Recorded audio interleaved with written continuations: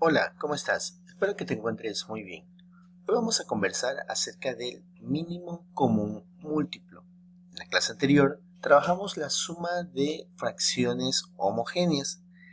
En este caso, antes de pasar a la suma de fracciones heterogéneas, debemos analizar un poquito qué es el mínimo común múltiplo y cómo lo calculamos.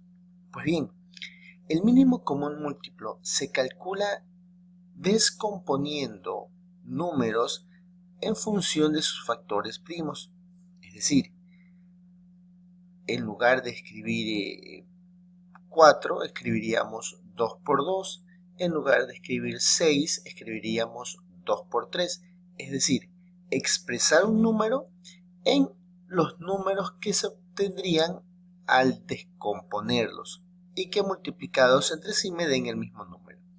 Los factores primos por lo general son considerados hasta aquí. Existen más, sin embargo los más comunes son 2, 3, 5, 7, 11 y 13.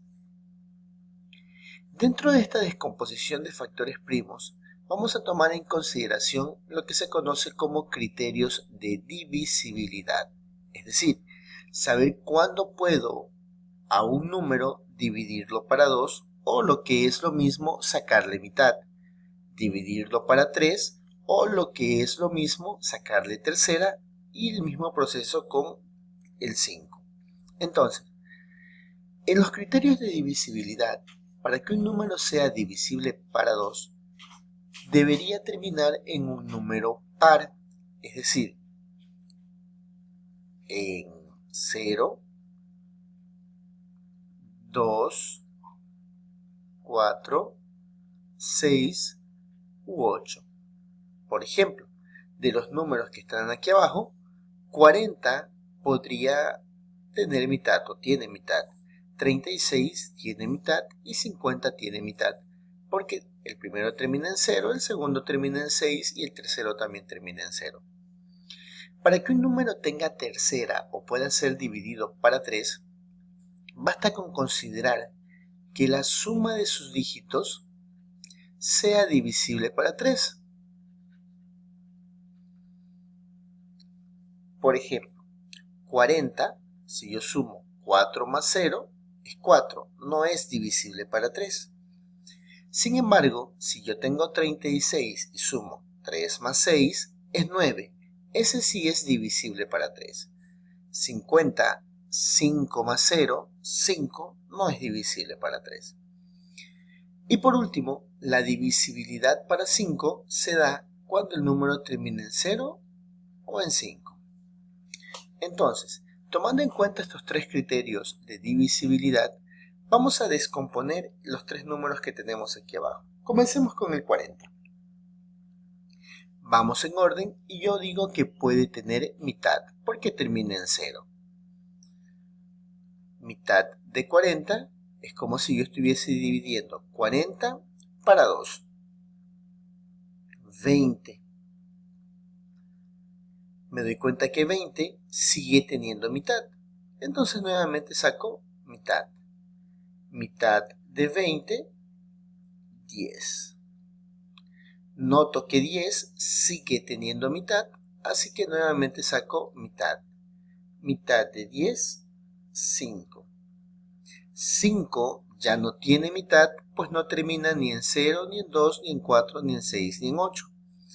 Y tampoco tiene tercera porque no es divisible para 3. Entonces me fijo que tiene quinta. Quinta de 5, 1. Si hay algo interesante al descomponer un número en sus factores primos, es que al multiplicar 2 por 2 por 2 por 5, yo obtendré nuevamente el número original que descompuse. Hagamos el mismo proceso con los siguientes números. 36 tiene mitad. Mitad de 36, 18. Es como si estuviese dividiendo 36 para 2. 18 sigue teniendo mitad porque termina en 8. Mitad, 9. 9 ya no tiene mitad porque no es un número par. 9 tiene tercera. Tercera de 9, 3. Me queda el 3. Aquí le saco nuevamente tercera y me queda 1. Sucede lo mismo que en el primer caso. Si yo multiplico 2 por 2 por 3 por 3, tendré como resultado 36. Hagamos la descomposición del 50. Aquí vale hacer la siguiente observación.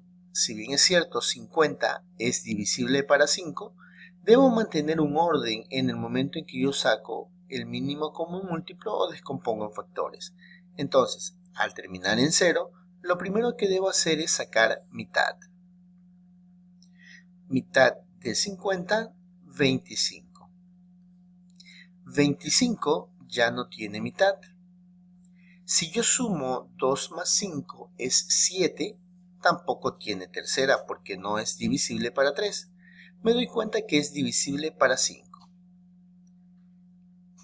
Quinta de 25, 5. Y quinta de 5, 1. Teniendo en cuenta que sucede lo mismo, si yo multiplico 2 por 5 por 5, obtendría el valor de 50.